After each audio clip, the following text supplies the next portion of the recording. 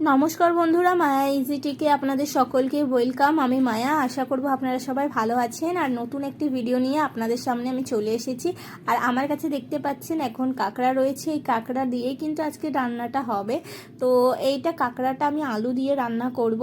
তো দুটো তার জন্য আলুও নিয়ে নিতে হবে। আর কাঁকড়াগুলো ফার্স্টে আমাদেরকে ভালো করে কিন্তু পরিষ্কার করে ছাড়িয়ে নিতে হবে, তো কাঁকড়ার খোসা টোসাগুলো। আর কাঁকড়া রান্নাটা সত্যিই মানে খুবই একটু টাফ আছে কাঁকড়াটা, বিশেষ করে ছাড়ানোটা। তো কাঁকড়া ছাড়ানোটা দেখে নিন কিভাবে ছাড়াচ্ছে। এখানে ভিডিওতে দেখানোর পদ্ধতি অনুযায়ী কিন্তু আপনারা ছাড়াবেন। দেখতে পেলেন কাঁকড়ার প্রথমে ওপরে খোলসটা কিন্তু ছাড়িয়ে নিল, তারপরে কাঁকড়ার যে কালো জালিটা যে সুরের মতো রয়েছে ওগুলো কিন্তু ভেতরে থাকে, ওগুলো পরিষ্কার করে ধুয়ে নিতে হবে, কারণ ওগুলোর মধ্যে কাদা মাটিগুলো রয়ে যায়। তো তারপরে মাঝখান দিয়ে কাঁকড়াটাকে চিড়ে নেওয়া হলো। আর এইভাবেই কিন্তু আপনারা করবেন। আর ফার্স্টে আমাদের কাঁকড়ার দাঁড়াগুলো ছাড়িয়ে নেওয়া হয়েছে, যেগুলো আর কি শক্ত মোটা দাঁড়া, যেগুলো এখন ছাড়ানো হচ্ছে। ভিডিও দেখানোর পদ্ধতি অনুযায়ী কিন্তু আপনারা কাঁকড়াটা খুব সহজে তাড়াতাড়ি ছাড়িয়ে নেবেন। কাঁকড়াটা কিন্তু একটু ছাড়ানোর টাফ আছে, যদিও বা ভিডিও দেখলেই আপনারা ছাড়াতে পারবেন খুব সহজে। তো এখানে পাশেই দেখতে পাচ্ছেন, তো দুটো আলু নিয়ে নিয়েছি আমরা। কাঁকড়াটা আলু দিয়ে রান্না করব, খুব কম পরিমাণে আলু নিয়েছি এখানে। আর এইভাবে ভিডিও দেখানো পদ্ধতিতে কিন্তু ধীরে ধীরে আপনারা ছাড়িয়ে নেবেন কাঁকড়াটা। কাঁকড়ার মধ্যে প্রচুর কাদামাটি থাকে, সেগুলো ছাড়িয়ে নেওয়া খুব দরকার, কারণ রান্নাতে নলে এই কাদামাটিগুলো চলে আসে, কাঁকড়ার ভেতরে ভেতরে এগুলো রয়ে যায় কাদামাটিগুলো। তারপরে পরিষ্কার জল দিয়ে আপনারা ধুয়ে নেবেন। তো দেখুন কিভাবে ছাড়ানো হচ্ছে কাঁকড়াটা।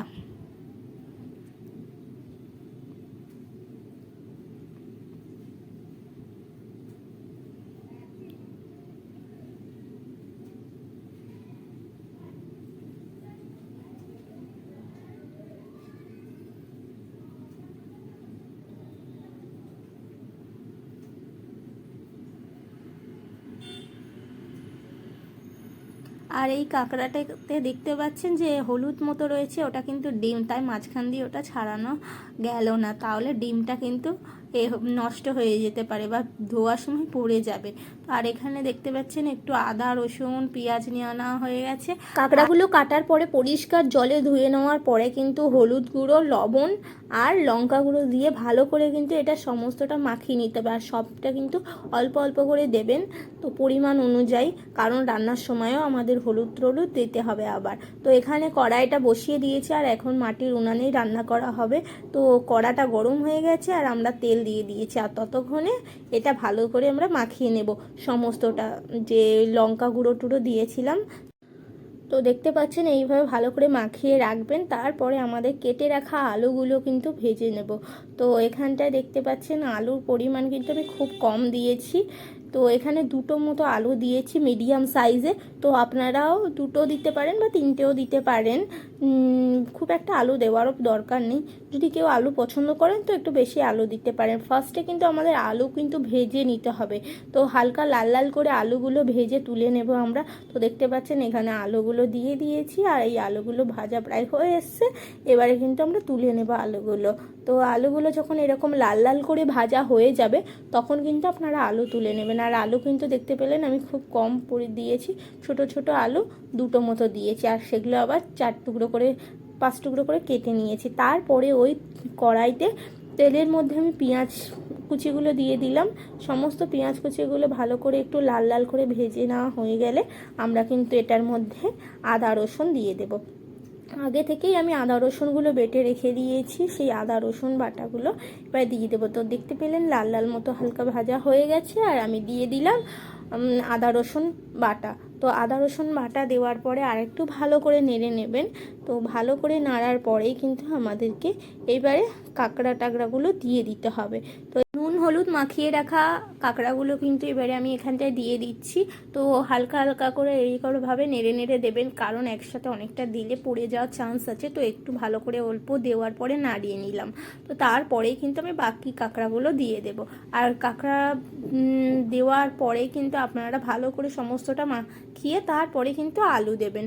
তো যেমন ভিডিওতে দেখানো পদ্ধতি ব্যবহার করবেন অবশ্যই।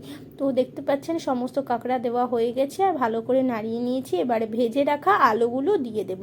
তো কিছুক্ষণ নাড়ার পরে কিন্তু ভেজে রাখা আলুগুলো দেবেন, যেহেতু আগে থেকে আলুগুলো ভাজা আছে, আর ভাজা আলু দেওয়ারই চেষ্টা করবেন। তারপরে আমি কিন্তু অল্প অল্প পরিমাণ করে হলুদ গুঁড়ো, লঙ্কা গুঁড়ো আর লবণ দিয়ে দেব। এর বাইরে কিন্তু আমি আর কোনো মশলা দেব না। কারণ দেখবেন একটা জিনিস, আগে যখন এইসব কিছু মশলা ছিল না, শুধুমাত্র কিন্তু হলুদ গুঁড়ো, লঙ্কা গুঁড়ো আর লবণ দিয়েই কিন্তু প্রায় রান্নাই করতো মা ঠাকুমারা। তো খুব সহজ রান্নায় কিন্তু খেতে অসাধারণ লাগবে যদি আপনারা পরিমাণটা ঠিকঠাক অনুযায়ী দেয়। তো এখানে দেখতে পেয়েছেন আমি কিন্তু সবটা পরিমাণটা আন্দাজ করে দিয়েছি। তো আপনাদেরকে কিন্তু সেইভাবে আন্দাজটা বুঝতে হবে, যেহেতু এখানে কোনো মানে পরিমাণটা মেপে দেওয়া হয়নি। তো আন্দাজটা আপনাদেরকে কিন্তু একটু নিজে থেকে বুঝে দিতে পারবেন। যদি কোনোটা আন্দাজটা একটু ভালো করে বুঝে দেন না, তাহলে কিন্তু রান্নার স্বাদটা কিন্তু অন্যরকম লাগবে। তো দেখতে পেলেন এখানটা ভালো করে নাড়াচাড়ার পরে কিন্তু আমি হাফ বাটি মতো জল দিয়ে দিয়েছি। তো বড় বাটির হাফ বাটি জল দিয়েছি। ভালো করে এটা এবারে ফুটবে, তার জন্য কিন্তু ঢাকনা দিয়ে দেওয়া হলো। তো ভিডিওটা দেখলে কিন্তু আপনারা সেইভাবেই করতে খুব সহজেই পারবেন। তো এখানটা দেখতে পাচ্ছেন কিছুক্ষণ ভালো করে ফুটে যাওয়ার পরে দেখতে পাচ্ছেন ঢাকনাটা আমি তুলে দিলাম। আর এখানে দেখতে পাচ্ছেন যে ফুটতে শুরু করে দিয়েছে আর খুব ভালোভাবে কিন্তু কাঁকড়াটা হয়ে আসছে। তো কাঁকড়াটা কীভাবে বুঝবেন হয়ে আসছে, দেখবেন কাঁকড়াটা রান্না করার পরে একটা ওখান থেকে সুন্দর স্মেল বেরাবে। তারপরে কিন্তু কাঁকড়াটা এমনিই দেখলেই বুঝতে পারবেন যে হয়ে এসছে বলে, যখন জলটা অনেকটা কমে যাবে আর একটু মাখা মাখা মতো হয়ে যাবে, সেই সময় আপনাদেরকে বুঝতে হবে যে হয়ে গেছে। তো এখানে আপনারা দেখলেন আমি কিন্তু কোনো বাড়তি মশলা ব্যবহার করিনি, খুব ঘরোয়া মশলা দিয়েই কিন্তু রান্নাটা আমি সেরে নিয়েছি। তো এইভাবে কিন্তু আপনারা রান্নাটা করবেন। আর ভিডিওটা কেমন লাগলো অবশ্যই কিন্তু আমাকে কমেন্টে জানাতে ভুলবেন না। ভালো লাগলে লাইক, কমেন্ট, শেয়ার করবেন। পরবর্তী ভিডিও দেখতে চ্যানেলটি সাবস্ক্রাইব করবেন। আর গরম ভাতের সাথে যদি এটা পরিবেশন করা হয় খুব ভালো লাগবে, আর খেতে কিন্তু দারুণ লাগছে। আর দেখতে পাচ্ছেন অবশ্য রান্না যখন হয়ে যাবে দেখবেন, দেখেই মানুষের মনে হবে যে রান্নাটা স্বাদটা কীরকম আসতে পারে। তো আশা করি বন্ধুরা আপনারা রান্নাটা দেখেই বুঝতে পারছেন যে কীরকম স্বাদে আসবে খেতে। আর আমি তো এখানে কোনো মশলাই আর ব্যবহার করিনি, খুব সাধারণভাবে কিন্তু কিভাবে রান্না করতে হয় আমি সবসময় আপনাদের দেখানোর চেষ্টা করি। আশা করব আপনাদের ভালো